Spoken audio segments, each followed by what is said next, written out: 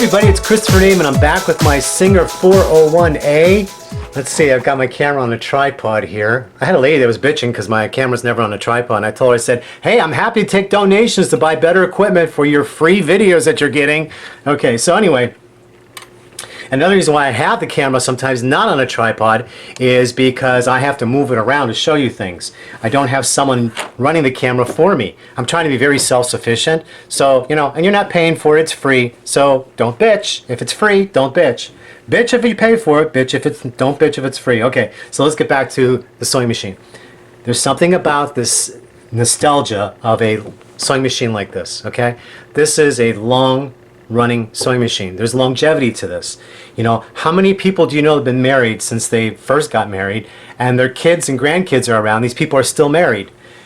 This is a long-term relationship, this machine right here. I have sewing machines that have been with me a long time. Some of them, though, the computer boards are starting to go and you can barely read them. There's no computer board in this machine. It doesn't have all the bells and whistles like the modern machines do, but this one has outlived many, many, many generations of people. People own this before I did. There's history here. There's people's souls in this machine, and that's phenomenal. If you don't sew, and if you don't appreciate, you know, the mechanics and quality that goes into building things and longevity, if you're a person who doesn't hang around for a long-term relationship and work things out when things don't work, you're never going to understand. You're never going to understand that. Okay, so now, what I want to show you on this, let me move the camera here, and like again, okay, I got this on a tripod, so, all right, so here we go. I'm going to show you how to wind a bobbin. Okay, so what I'm using right now is I'm using some regular construction. This is bobbin fill thread, okay, and you use bobbin fill thread when you're going to wind a bobbin for free motion embroidery. So I was going to do some free motion embroidery on this earlier, but I'm not going to do it now, so I'm just going to get a different kind of thread, so I'll be right back. Okay, here I go. I got some more thread. This is Madeira Aerofill thread. This is the standard construction thread, and this one is the one that's made in Germany. Okay, so, and this is a good spool. I'm squeezing on it. It's not breaking like the last spools I've had. Okay, so here we go. So now I'm going to put that here, and it's the same age as the other one that broke too, by the way, guys. So it's probably just a manufacturer default chemical, wrong chemical in their solution, whatever they make it with. Okay, so here's how you do it. First of all, on the side of the sewing machine is that crank. You know, this is the old what they call this, you know, the old people know what this is, clutch. Okay, so you're going to hold the bigger wheel and turn this wheel towards you, the little wheel towards you. Okay, see, I turned it towards me while I was holding this one. Now your sewing machine will not sew on you. Okay, then I'm going to put this thread down here, and then you make sure that you floss it.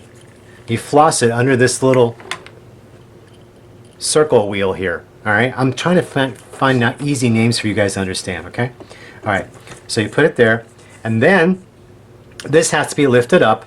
You're going to take your thread, the end of your thread, and by the way, I apologize for my hands. Did I say that already? If I didn't, I apologize, because I'm always painting, and I've always got my hands in leather dye, and I've been painting sewing machines, so forgive me if my hands are always dirty, because I know some of you have pet peeves over that, and some of you get real anal about that stuff, but like I said, this is a free video, so don't complain. Alright, so anyway, so now this is going to go up. Here we go, okay? Put that up there like that, and hang on to this while it's sewing. Put your foot on the gas pedal, and just hang on to this, and give it a little tension when you're hanging on to it, then the thread will break off by itself. There we go, see? Now, you have to watch this machine because it doesn't automatically stop when it's filled. Even though it's got a little stopper here, it still doesn't have enough to push forward like the modern machines do. So just keep an eye on it. You look how that thread down there is bouncing around. You can do this slower if you want, but it works. If you have to, you can just put your finger right here, just to hold that down. Okay, so that's looking pretty good. And what happens if I do overwind it? If I do overwind it, okay, it's done. There it is, it's done. See, it won't go anymore. Okay, sometimes it will keep going and it'll just overflow and wrap into here. So there it is. That's how you wind a bobbin on one of these old vintage Singer machines, and then put that away and then tighten this back up, hold the big wheel, turn it again away from you, and now it's all sewn back up. Now watch, let's go over here and you'll see that it's going to start sewing again. See? Alright, so for all you newbies or you veterans who've never used these machines, maybe you remember your grandma had it, or your great aunt had it, or your great grandma had it, you know, you understand what I'm talking about when I say about longevity to these machines. And there's something about it, just something that Makes a big difference. Now, I'm going to show you my extension table on this.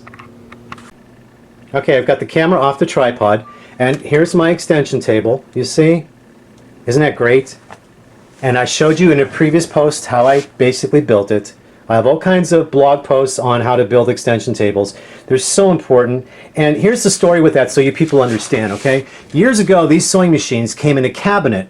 And when you had it in a cabinet, it was a flatbed. So when you went to sew, you always had your fabric was always laying flat for you, and you were sewing like the professionals in the factories, because that's the way they were made. Your fabric never hung off the side and dragged because you had all this room to the left where your fabric hung. Well, when they decided to make sewing machines portable, away went the extension table. And no one thought anything about it. So for years, they keep demonstrating, and even on TV shows and everything, they'll show you sewing without the extension table, without the machine and flatbed. The fabric's hanging off the edge. You're getting unprofessional sewing. You're getting a wiggle of the fabric because you're trying to hold all that fabric. You know, if you're sewing jeans or something, you're trying to hold all this fabric up as you're trying to sew. And what happens is it's now called home sewing.